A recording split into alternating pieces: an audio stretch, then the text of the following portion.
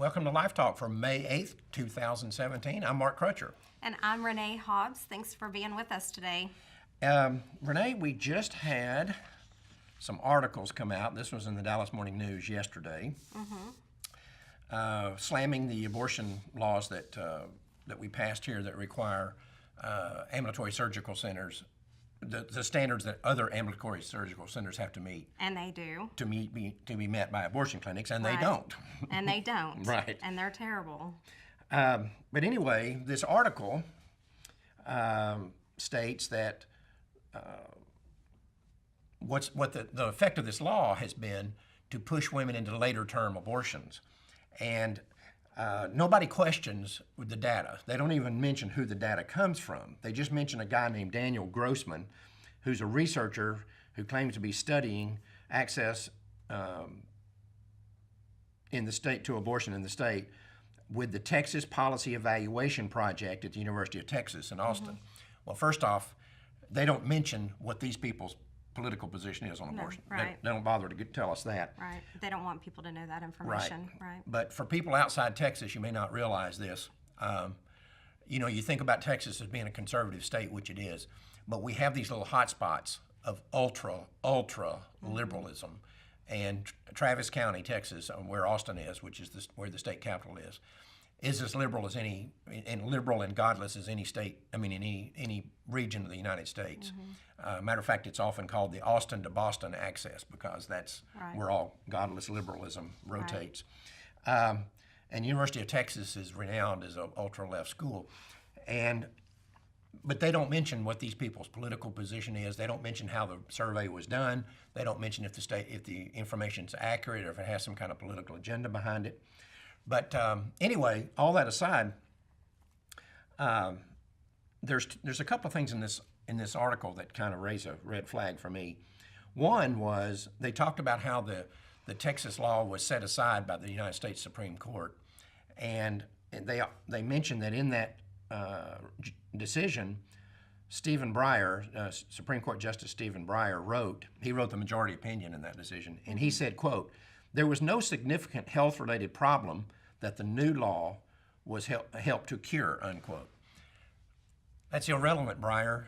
You're not on the Supreme Court to make rulings about health care law. You're on there to determine whether the laws that are passed are constitutional or not. That's it. And see, this goes to a fundamental problem we have with the Supreme Court, with the whole federal judiciary. Right. They think their policy, their role on the Supreme Court is to enact what they perceive as good social policy. Right. That's not it. No. And that's why this country is Collapsing. It's collapsing right now. Right.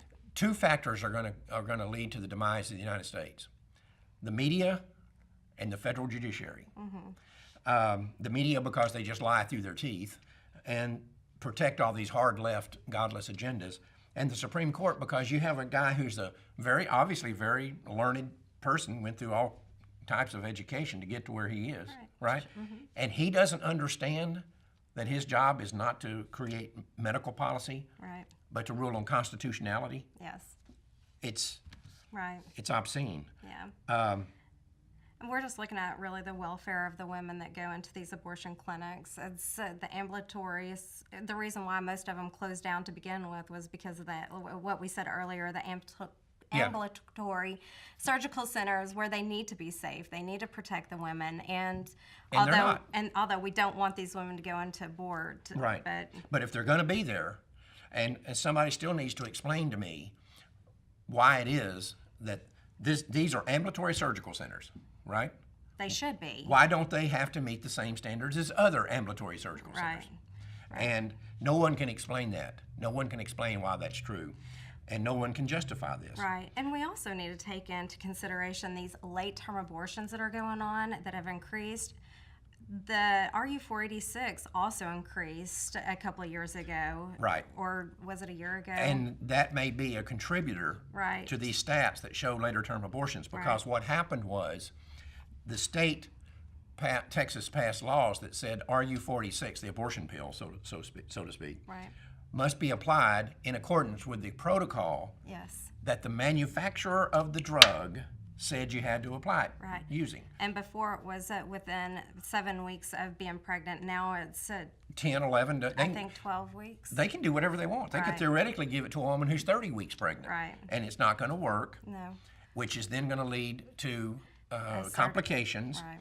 because you have retained fetal parts, which, as you and I know, Right. 95% of the calls we get on abortion injury are Right. retained fetal parts. Yes. Years ago, that percentage was 20 or 25%. But since the advent of RU46, this has gone through the roof. Right. Yeah, that causes sepsis and All kinds of problems. You can Right. die from it. yeah, exactly. Yeah. And we have had women that died from it. But the fact is, and this just shows the media bias that's out there. The Dallas Morning News ran this article, and let me read what they said. The 2013 law limited use of the appeal method to women who were less than 7 weeks pregnant, and they were required to make up to 4 trips to the clinic. They say this as to indicate that the Texas legislature just kind of grabbed these numbers out of thin air. They never said in this article that this was the protocol of the people who manufacture the drugs, that it cannot be used after 63 days. Right. They never said that. They indicated in this article that it was done by the Texas legislature. All the legislature did was say it must be used in accordance with the protocol that the manufacturer of the drug and the people who advocated for it back when it was being made legal. But they never mentioned that. Right. And it's like there's no medical foundation. That's the suggestion they're making. They're saying that it was a political decision and not a medical decision. They're lying through their teeth. And this is a good example of how people can lie to you without actually lying to you. They can lie to you by leaving something out. Right. And in most business environments, that's called deception by silence. So where you would go into, say, a car dealership, and let's say you were thinking about buying a new car, and the salesman asked you why you were considering this particular car that he's selling, and you said, because I hear it gets 70 miles per gallon. Well, he knows it doesn't get 70 miles per gallon, but he doesn't say anything. He wants you to be under that impression, so he goes ahead and sells you that car, knowing that you're buying it for a reason that's not true. In Texas, that is illegal. He can be indicted for that. He can be that automobile dealer can be charged with what's called deception by silence.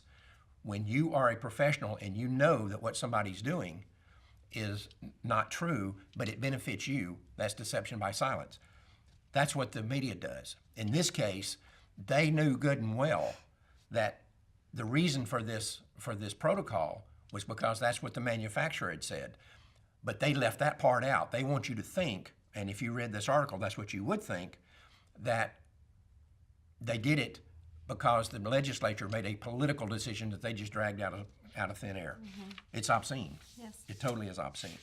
Now, this past weekend, Renee, you and I went to a meeting where I spoke to a group of primarily blacks in Dallas that are getting involved in the abortion battle. Most of these people that were there, most of the black people that were there, were women. And they're starting to get more and more involved in the pro-life movement. As coincidence would have it, this very weekend, the Associated Press put out an article that was carried in the Dallas paper and papers around the country and it was called Black Women Move to the Forefront and Fight for Racial Equality. And they're talking about, for example, Black Lives Matter was started by a black woman, and they're talking about all these previous blacks in the civil rights movement and so forth. And then how black women now are taking their rightful place in the front. Right. Are they? No. No. There is no better, more egregious example of racism against the black community than legalized abortion. And we proved that beyond a shadow of a doubt with MAFA 21 and also with the report that you and I did. Racial targeting, yes. Racial targeting, showing where all the abortion clinics are located. Right. And the fact that black women have 12% of the American population, female population, you have almost 40% of the abortions.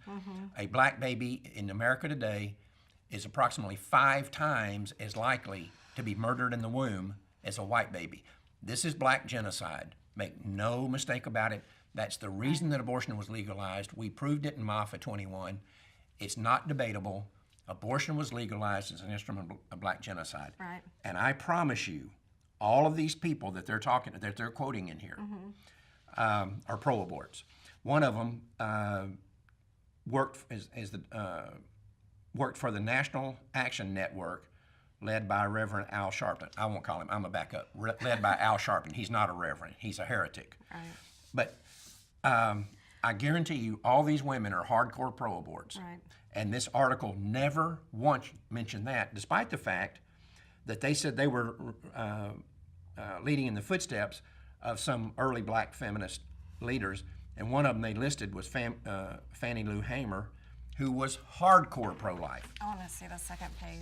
This never was mentioned in this article.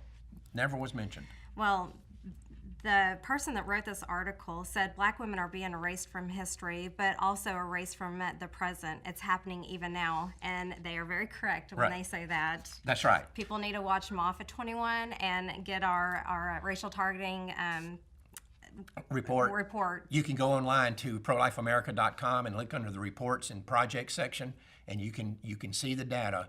And this data came from the United States Census Bureau. It's not ours. Right. Renee and I put the report together, but it's not our data. It comes from the U.S. Census Bureau. Blacks are being targeted for elimination. And so you're right. Yes. She's exactly right about this. Right. But she totally ignores the number one place Right. you know, It's happening. where it's happening. Right. And you could take all the black women in America that are going to be killed by police departments, let's say, either justifiably or unjustifiably. And I think this is a problem that needs to be looked at. I don't have any doubt about that. Mm-hmm. But you add them all up, and in 5 years, that total number of black women killed won't even begin to match the number of black women that are going to be killed in abortion clinics today in one 24-hour period of time. Yeah. They won't match it in the next 5 years. And yet, these groups are totally oblivious to that. They don't care. So anyway, don't get me on my soapbox about this. I'm already on my soapbox, right? It's too late not to get me on my soapbox. Well, it's Anyway, not justified. this is a good example of why when you read the American media today, you see anything that the American secular media puts out, you better learn how to read between the lines, because I promise you they're lying to you in almost every case. You know, Donald Trump is taking a lot of flack over his disdain for the media and his calling it fake news and so forth. He's calling it the way it is. It's the way it is. That's right. I've been saying this since the 1980s when I wrote a book called Firestorm, which I talked about this. The journalism in America does not exist. What journalism in America is today is left-wing politics that uses world events, manipulates those world events, reports on them in a way that advances their left-wing politics agenda, political agenda. Right. And just like a girl in the office said, consider your source. Right. Consider whatever it is that you're reading and where it's coming from. That's exactly right. That's exactly right. Yeah. Well, anyway, we're out of time for this edition of Life Talk. If you would like to subscribe, sorry to cut you off. That's right. Go to LifeTalk TV and subscribe. You can see everything that's going on there and all of our shows or YouTube. And then also donate. There's a donate button. It's fairly new. We've had it for a little while. If you'd like to donate to us, we would appreciate it very much. Yep, and in the next few shows, we'll be revealing information about a new project that we're really excited about. Yeah. And we've got, of course, the big project that we've been telling you about we can't talk about for the next year or so, but until it's finished. But we've got But we can talk about that part. That'll be out in a year. So we'll count down. Right, okay. Yeah. But the other one that we're working on that we just came up with last week, I think is going to be really good. And we're coordinating with another pro-life organization out there, work together with them. Hopefully 2 more. Yeah, hopefully a couple more. Right. Couple more, yeah. And we're really looking forward to it. We think it's got a lot of potential. We know for a fact it's got a lot of potential. We've already tested it one time before, and it works. And it's got an enormous potential. We'll be telling you about that in the next few shows that we do. In the meantime, remember, Life Dynamics is not here to put up a good fight. We're here to win, because winning is how the killing stops. We'll see you next time.